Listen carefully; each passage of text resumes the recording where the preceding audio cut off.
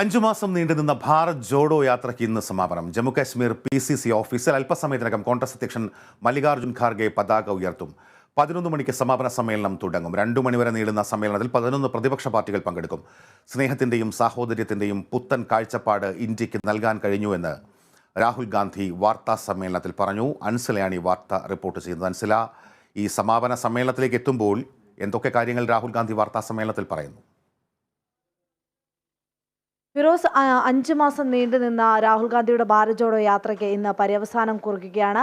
ഇതിൽ എടുത്തു പറയേണ്ട ഒരു കാര്യമെന്ന് പറയുന്നത്, ഇന്ന് 11 മണിയോടുകൂടെ സമാപന സമ്മേളനം ആരംഭിച്ച് ഉച്ചയോടുകൂടെ സമാപന സമ്മേളനം അവസാനിക്കുമെന്നാണ് അറിയിച്ചിട്ടുണ്ടായിരുന്നത്. എന്നാൽ കനത്ത മഞ്ഞുവീഴ്ചയെ തുടർന്ന് നിലവിൽ ഇപ്പോൾ ശ്രീനഗറിൽ ഗതാഗത കുരുക്കൊക്കെ അതിരൂക്ഷമായിരിക്കുകയാണ്.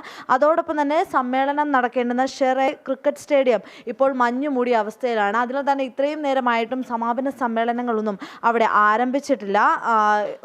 കാലാവസ്ഥ വളരെയധികം ഇപ്പോൾ ഭാരത് ജോഡോ യാത്രയുടെ സമാപന സമ്മേളനത്തിന് പ്രതിസന്ധി സൃഷ്ടിച്ചിരിക്കുന്നു എന്ന് തന്നെ വേണം പറയാൻ.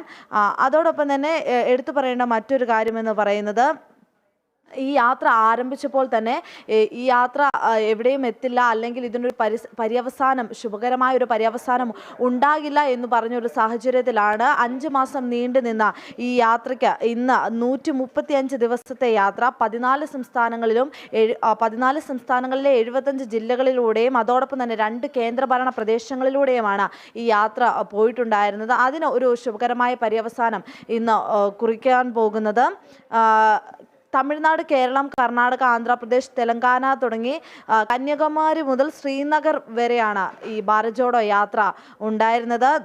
രാഹുൽ ഗാന്ധി ഉൾപ്പെടെ 126 പേരായിരുന്നു ഈ ഭാരത് ജോഡോ യാത്രയിൽ സ്ഥിര അംഗങ്ങളായിട്ടുണ്ടായിരുന്നത്.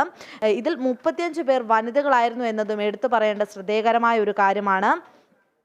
കേരളത്തിൽ 7 ജില്ലകളിലൂടെ 20 ദിവസത്തോളം ഈ യാത്ര കടന്നുപോയിട്ടുണ്ടായിരുന്നു. ഈ ഭാരത് ജോഡോ യാത്രയിൽ പറയേണ്ട മറ്റൊരു കാര്യമെന്ന് പറയുന്നത്, ഈ ഭാരത് ജോഡോ യാത്രയ്ക്ക് മുമ്പുണ്ടായിരുന്ന രാഹുൽ ഗാന്ധി എന്ന ഒരു രാഷ്ട്രീയ നേതാവിൽ നിന്ന് വളരെ വ്യത്യസ്തമായൊരു നേതാവിനെ ഈ ഭാരത് ജോഡോ യാത്രയിൽ ഉടനീളം രാഹുൽ ഗാന്ധിയിൽ കാണാൻ കഴിഞ്ഞു എന്നതാണ് ഏറ്റവും ശ്രദ്ധേയകരമായ ഒരു കാര്യം. ഇത് രാഹുൽ ഗാന്ധിയുടെ പ്രതിച്ഛായയിലും വലിയ രീതിയിലുള്ള മാറ്റങ്ങൾ സൃഷ്ടിച്ചിട്ടുണ്ട് എന്ന് തന്നെ പറയേണ്ടിയിരിക്കുന്നു.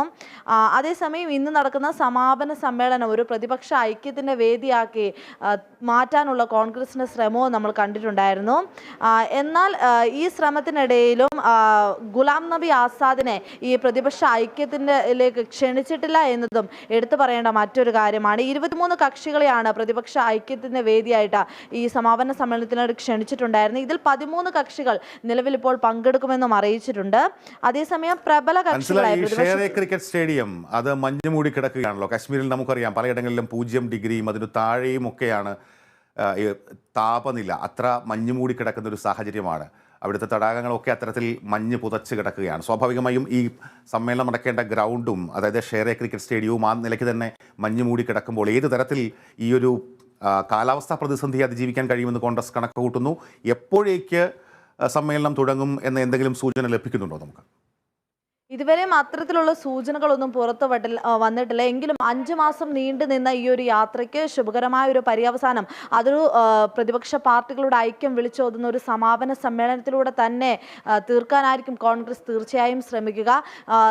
തീർച്ചയായും ഏകദേശം ഉച്ചയോടനുബന്ധിച്ച് ഈ മഞ്ഞ് ഉരുകുമെന്ന് പ്രതീക്ഷിക്കുന്നുണ്ടാകാം.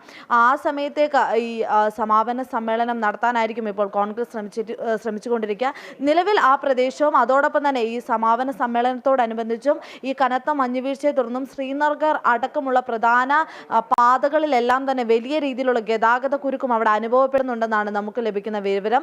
എപ്പോഴാണ് ഇനി യാത്ര തുടങ്ങുമെന്നതിൽ കോൺഗ്രസിന്റെ ഭാഗത്തു നിന്ന് യാതൊരു തരത്തിലുള്ള പ്രതികരണങ്ങളും ഇതുവരെയും വന്നിട്ടില്ല. വരും മണിക്കൂറുകളിൽ അല്ലെങ്കിൽ വരും മിനിറ്റുകളിൽ തന്നെ അത്തരത്തിലുള്ള വിവരങ്ങൾ ലഭിക്കുമെന്നാണ് നമ്മൾ കരുതുന്നത്. ഫിറോസ്. അതെ, അൻസില റേച്ചൽ സണ്ണി വാർത്ത റിപ്പോർട്ട് ചെയ്യുന്നു. 5 മാസം നീണ്ടുനിന്ന ഭാരത് ജോഡോ യാത്രയ്ക്ക് അല്പസമയത്തിനകം സമാപനം കുറിക്കാൻ സാധ്യതയുണ്ട്. പക്ഷേ കാലാവസ്ഥ ഒരു പ്രതികൂലമാണ്. അവിടെ 0 ഡിഗ്രി സെൽഷ്യസിന് താഴെയാണ്. മഞ്ഞ് മൂടിക്കിടക്കുന്നു ഈ സമ്മേളന സ്ഥലം എന്നുള്ള വാർത്തയാണ്.